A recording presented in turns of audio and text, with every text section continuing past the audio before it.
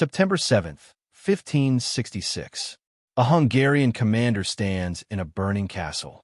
His armor is scorched black. His sword arm trembles from 33 days of constant fighting.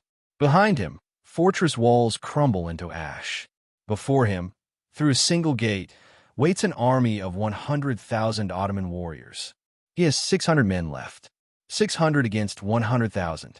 Count Miklos Zrinyi does not surrender. Instead, he straps a key to his belt, the key to the powder magazine where 100 pounds of gunpowder waits with a lit fuse. He draws his saber and gives an order that will echo through 5 centuries. Let us go out from this burning place and stand up to our enemies. Let us not be burned like pigs. This is the story of how 2,300 men stopped the greatest empire on earth. Suleiman the Magnificent had been sultan for 46 years when he turned towards Szigetvar in 1566. 46 years of unbroken victory.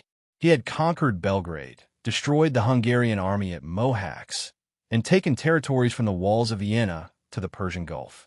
His empire controlled 25 million people. The Europeans called him the Magnificent. His enemies called him invincible. By 1566, Suleiman was 71 years old and dying. Gout crippled his legs. His heart was failing.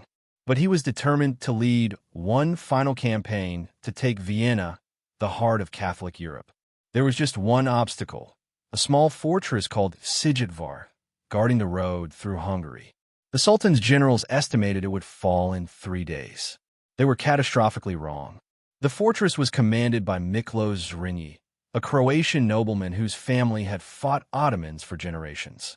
When he heard Suleiman himself was coming, Zrinyi rode to Szigetvar with 400 cavalry.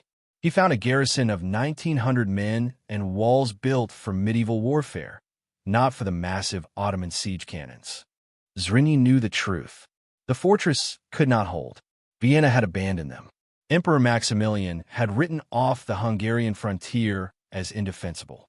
But Zrinyi understood that even a doomed fortress could serve a purpose. Every day the Ottomans spent here was a day they couldn't march toward Vienna. Every soldier killed was one less to assault the Habsburg capital. The defenders couldn't win, but they could make the Ottomans pay in blood and time. They could transform their deaths into a weapon. The Ottoman army that appeared in August 1566 was the largest force Suleiman had ever assembled. 100,000 warriors, including 12,000 janissaries, the finest soldiers in the world. 300 cannon capable of hurling 800-pound stone balls. An army that had conquered 3 continents. But Zrinyi refused to wait passively. On the first night, Croatian cavalry swept out under darkness and struck the Ottoman camp without warning. The raid accomplished little militarily, but it sent a message: this garrison would fight. By August 7th, siege lines completely surrounded the fortress. The bombardment began with thunder that could be heard 20 miles away. Hundreds of cannon firing in coordinated volleys, their reports blending into a continuous roar. Stone balls weighing hundreds of pounds crashed into medieval walls, killing anyone nearby. This was industrial warfare on a scale Europeans found incomprehensible. Yet Szigetvar did not fall. Zrinyi had prepared earthwork reinforcements behind the stone walls. When shells punched through masonry, packed earth absorbed the impact. And night after night, Croatian sorties struck the siege lines, killing engineers, spiking cannon, setting fire to ammunition. The cost was horrific, but they made Ottoman gunners afraid to operate at night. On August 19th, after 2 weeks of bombardment, janissaries stormed the walls. They expected to sweep over demoralized defenders. Instead, they walked into a killing ground. Zrinyi had concentrated his best marksmen overlooking the breaches, positioned cannon loaded with grapeshot, prepared barrels of burning pitch and boulders. The first wave died in heaps.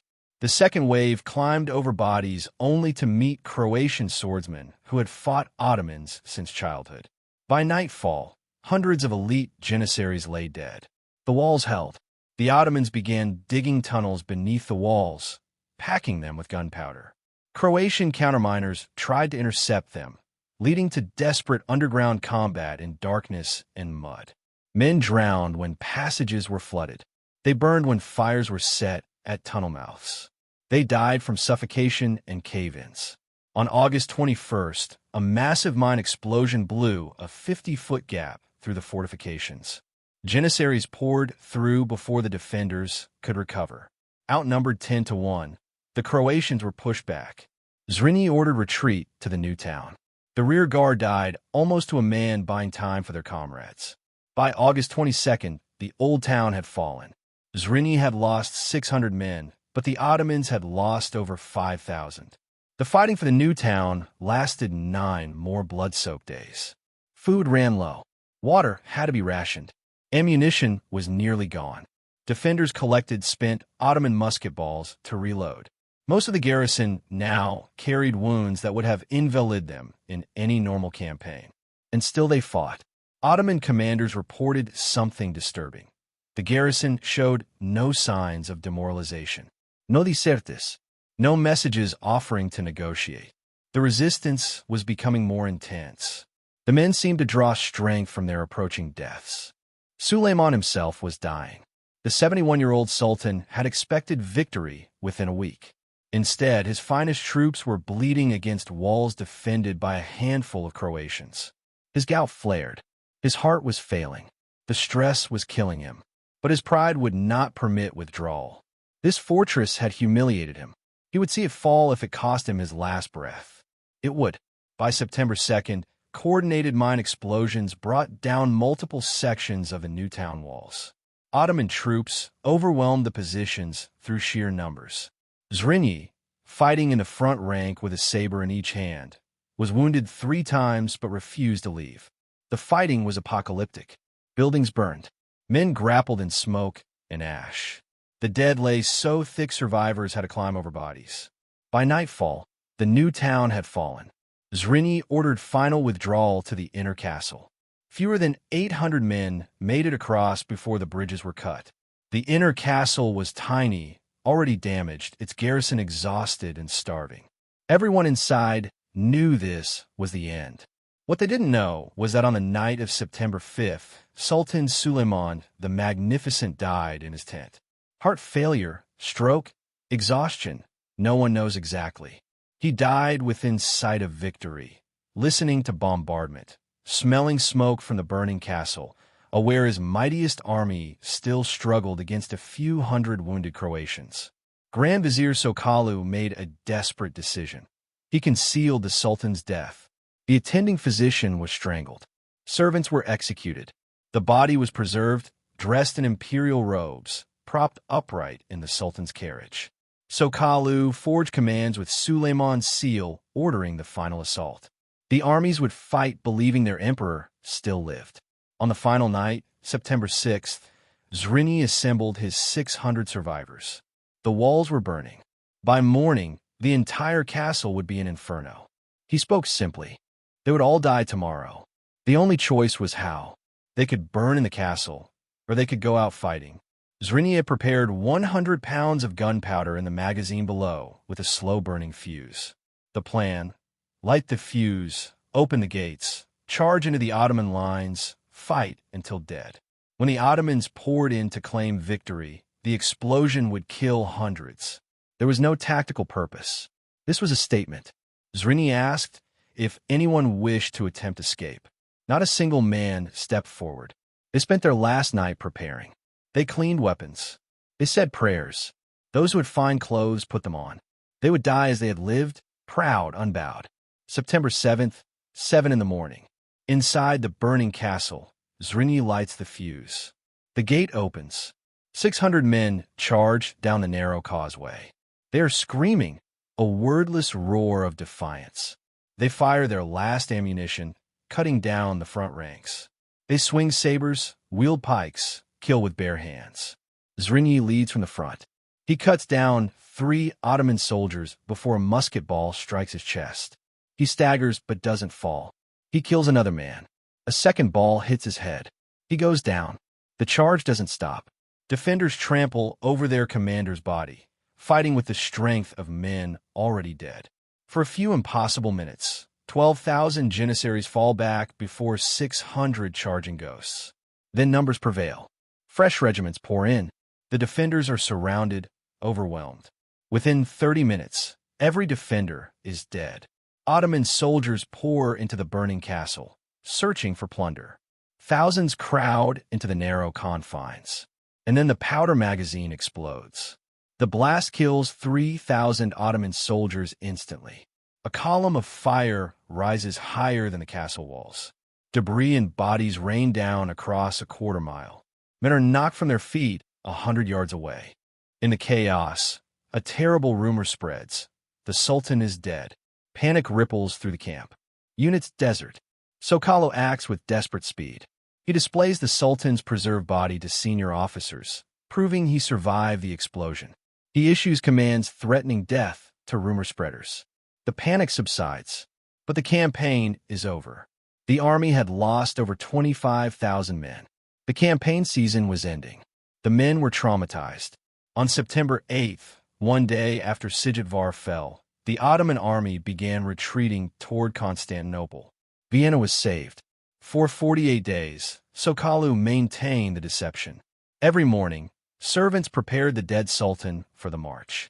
Every evening, meals were delivered.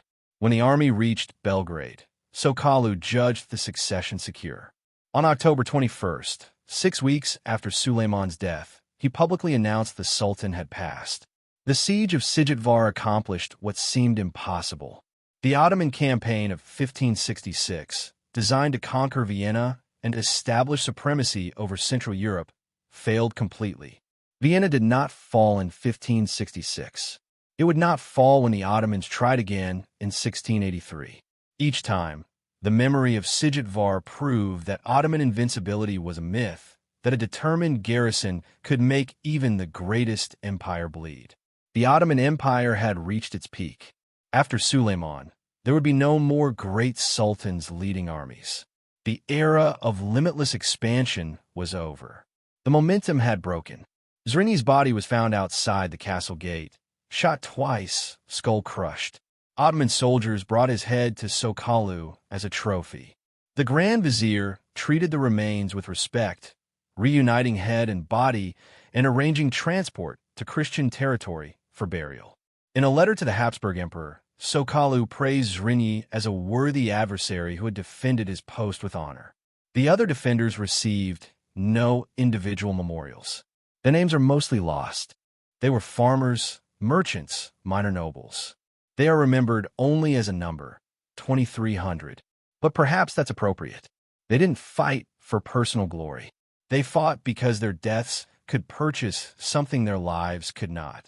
Time for their families, safety for their kingdoms, survival for their civilization. There's a memorial in Szigetvar with an inscription from Zrinyi's final speech. A man can die only once, and he cannot escape death. Let the memory of our names be immortal. Most who died at Szigetvar are forgotten. We don't know their names or faces. They are numbers, 2,300 souls traded for 33 days. But that's the wrong way to measure sacrifice. They could have surrendered. No one would have blamed them. The math was impossible. The outcome certain. Resistance was irrational. They resisted anyway. They fought for 33 days. They died with swords in their hands and honor intact. 5 centuries later, we still tell their story. That's the measure of sacrifice. Not whether history remembers your name, but whether history remembers that someone, somewhere, chose to die rather than submit. The men of Szigetvar gave everything. They asked only that their deaths mean something. They meant something. They still do.